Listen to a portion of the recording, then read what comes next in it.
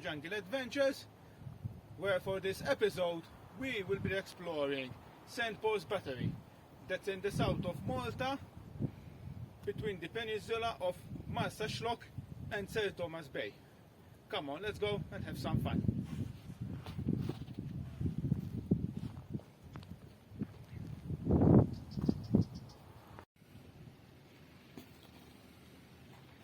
Mela, just to give you an idea what was the purpose of this battery, I will tell you why it was built. Behind me there's the bay of St. Thomas Bay, that's situated in the south of Malta. Now the eastern side of the Maltese island, it's very flat, so in case of a sea invasion, the first places that will try to land the Navy force will be on the eastern side of the island. For this purpose, the British decided to build various fortifications along the coastline, so they will slow down the enemy invasion. Their first idea was to build only one fort on the peninsula of Sharplagin, and the purpose was to protect the entry of St. Thomas Bay. But later they realized they needed extra gun power, so they added St. Paul's Battery further towards the coastline, so they will have extra gun power to attack the invasion Navy force.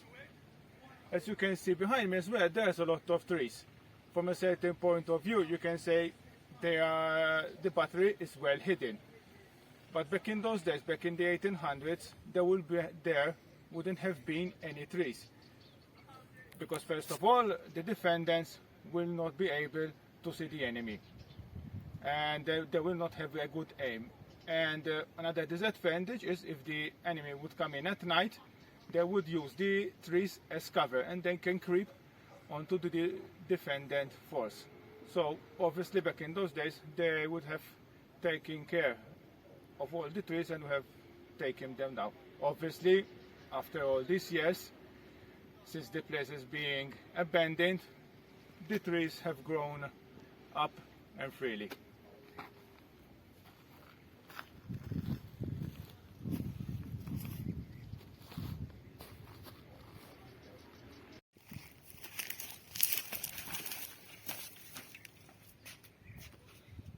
Before we continue on our tour, I would like to tell you about the story of the name of St. Paul's Battery. The name was given to this battery St. Paul's because of the St. Paul Chapel that is not far away from here. But over the years, this battery got different names. For example, it's most commonly known as Battery of Tassilj. That is because not far away from here there is Tassilj Fort. So people, they like to refer it as Tassilj Battery. Another name that was given from the old folks, since we are at the Lombardy area, they called it Fort Lombardy or Battery of Lombardy. And over the years, some people even call them other different names. Right now we are situated in the one of the three gunboat emplacement that are at St. Paul's Battery. Something to suggest us that this fort was built in the 1800s are these loops here. Back in the 1800s, the cannons didn't have the recoil system, so every time you fired the cannon, the whole cannon moved backwards, and so you will lose the trajectory that you have made to hit the enemy target. So they will have to hoist it back in position. And these pulleys here, these loops, were used as pulley system to help them and put them back in the original position. Now, something to suggest us as well that this battery was modernized over the years is this concrete platform. As you can see here, this round circle here, where someone decided to make it as a campfire, there would be the emplacement from where the static cannons back in those days were in 1800s was much modern, will pivot and turn left to right to aim at the target. And in those days, since it was a recoil system, every time they fired, they didn't need it to reset the trajectory to the enemy. Something interesting to help the defendant, they had a good idea of marking the north trajectory, so it will make it easier for them.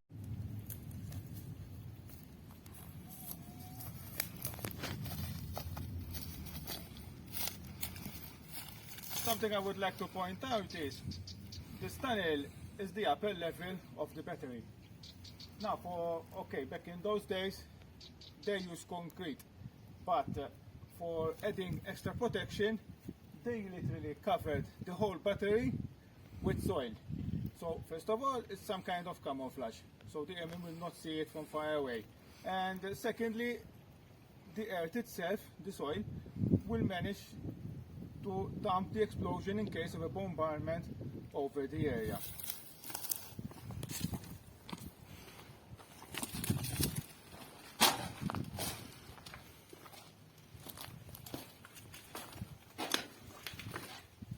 Back in the days, this one here was one single tunnel, and someone here decided to build a wall so he can make two different rooms.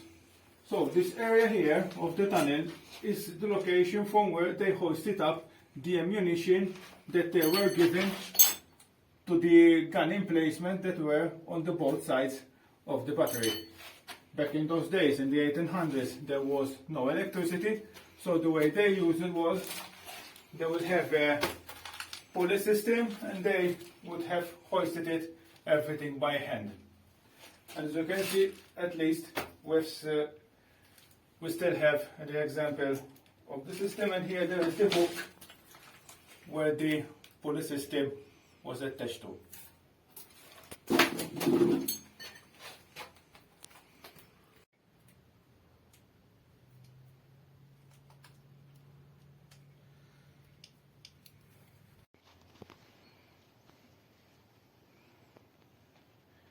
We have visited the upper area of the battery, and now it's time to go underground and explore the underground ammunition store.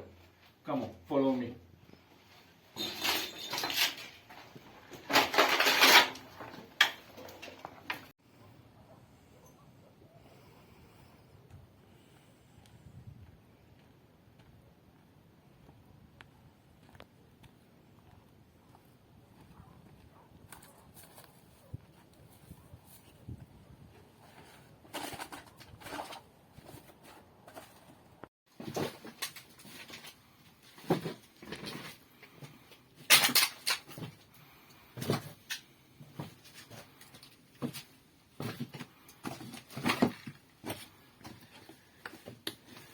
Now we have made way down in the underground facility where they have the munition store.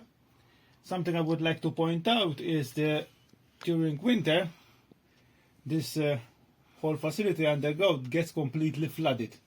In fact, sometimes even during summer, when it's really hot, there will be some years that it was even impossible to go down there because it will be still flooded. But during the years, as everybody knows, it's getting hotter and hotter, so the accessibility to this tunnel is getting easier each year. In fact, this year it's really dry, so we're gonna use this opportunity to explore once again the underground ammunition store.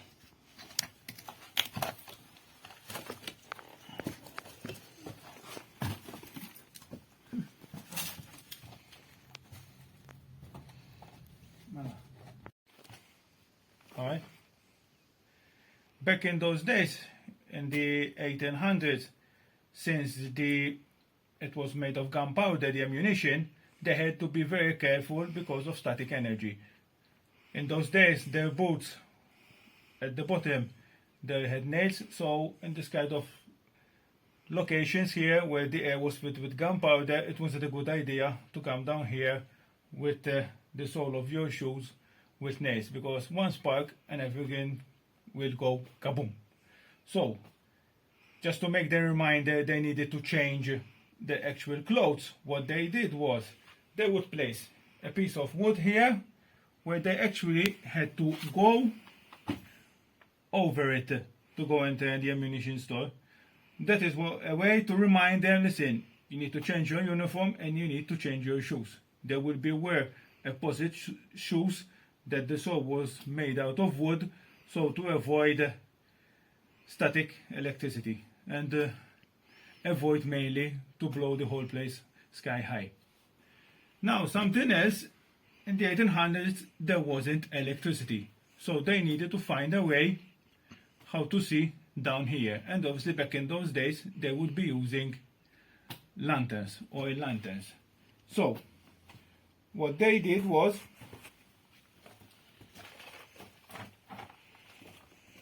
around the actual ammunition store there was a tunnel.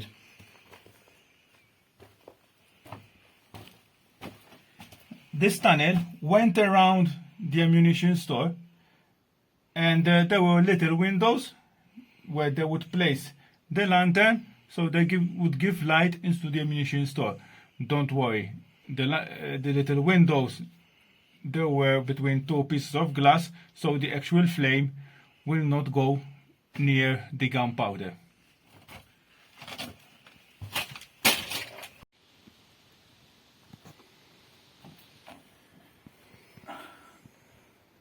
As I was saying, this is one of the windows in the ammunition store.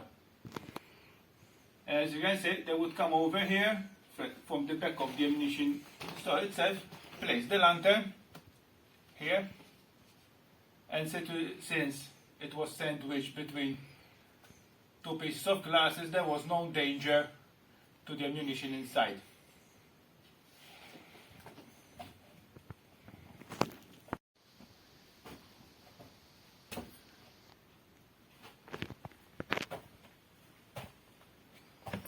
Something that I really like about the old British constructions is, even over almost 200 years, the structure here, it really looks like it was built just yesterday, although it gets flooded every year, year over year over year. Unfortunately, a lot of silt gets carried inside as well, but on the whole structure here, it's in really good condition.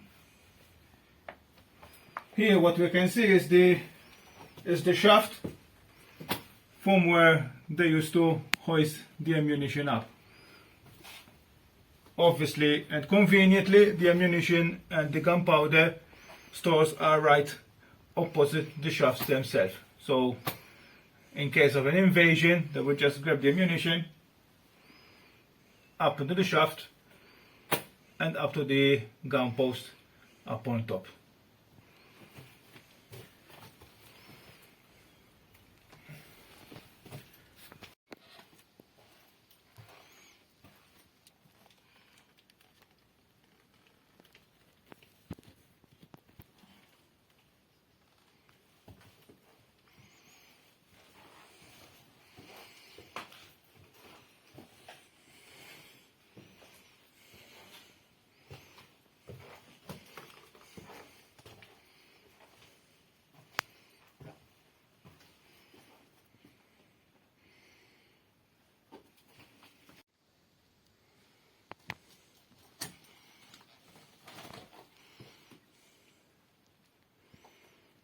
This is one of the ammunition store rooms.